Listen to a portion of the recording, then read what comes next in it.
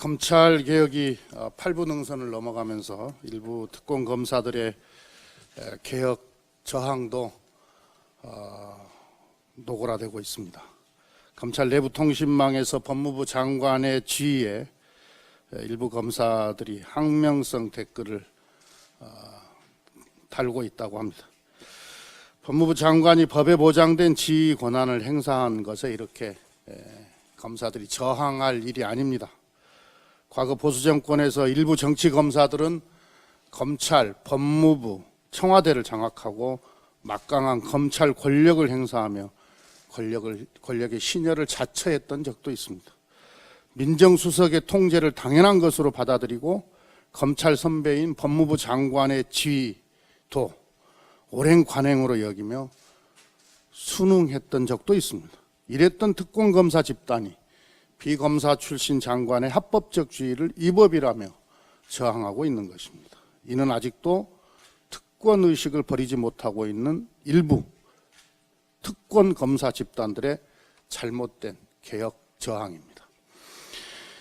검찰개혁이 일부 특권검사들의 저항으로 번번이 좌절된 뼈아픈 역사가 있습니다.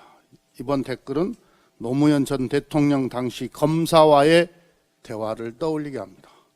과거 참여정부 시절 정치검사들은 검찰의 과도한 권한 남용을 제도적으로 견제하고자 했던 검찰개혁에 조직적으로 저항했었습니다. 국민과 우리 민주당은 일선에서 직분을 성실히 수행하고 있는 대다수 검사를 응원합니다. 검찰개혁 또한 검사가 직분을 충실하게 수행할 수 있도록 제도적으로 뒷받침하기 위함입니다. 검찰개혁은 특권화된 비정상적 검찰을 정상으로 돌리려고 하는 것입니다.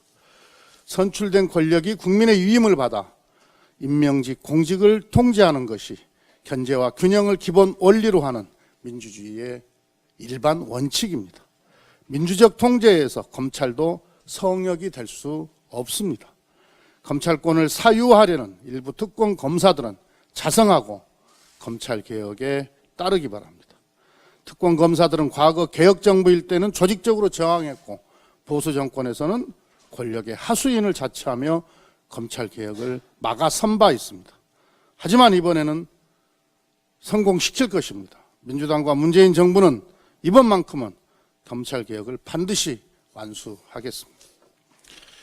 2021년도 예산안 심사가 본격적으로 시작되었습니다. 556조 원의 내년도 예산안은 코로나 위기 극복과 선도형 경제로의 대전환을 위한 필수 재원입니다. 글로벌 경기 침체와 코로나 이후 경제 구조 변화에 선제적으로 대응하려면 과감하고 적극적인 재정의 역할이 뒷받침되어야 합니다. 지금은 재정이 고용을 유지하고 소비와 투자의 선순환을 활성화하는데 마중물 역할을 할 수 있도록 모든 정책 역량을 집중해야 합니다. 코로나로 인한 위기의 계곡을 돌파하기 위해서는 속도와 방향성이 중요합니다. 올해 예산 심사만큼은 반드시 12월 2일 법정 처리 시한을 지켜야 합니다. 예산안 처리가 늦어질수록 집행에는 차질이 생길 수밖에 없습니다. 위기 대응이 절실한 올해 예산 심사에서 야당이 이 예산 심사를 정쟁의 수단으로 삼지 않기를 바랍니다. 또 그러지 않으시리라고 믿습니다. 정쟁으로 시간을 허비하다 벼락치기 심사로 허둥대지 않고 적시에 세밀한 심사가 이루어질 수 있도록 야당의 협력을 구합니다. 어제 정부가 사회적 거리두기 체계를 3단계에서 5단계로 개편했습니다. 이번 조치는 코로나19 장기화에 따라 방역과 경제, 나아가 국민의 소중한 일상을 조화롭게 지키기 위한 선택입니다. 지난달 소비자 심리가 최대폭으로 상승했고 3분기 경제 성장률도 반등했습니다. 지속 가능한 방역으로 지금의 경제 회복의 불씨를 살려나가야 합니다. 민주당은 정부와 함께 경제가 강하고 빠르게 반등할 수 있도록 더욱 힘쓰겠습니다.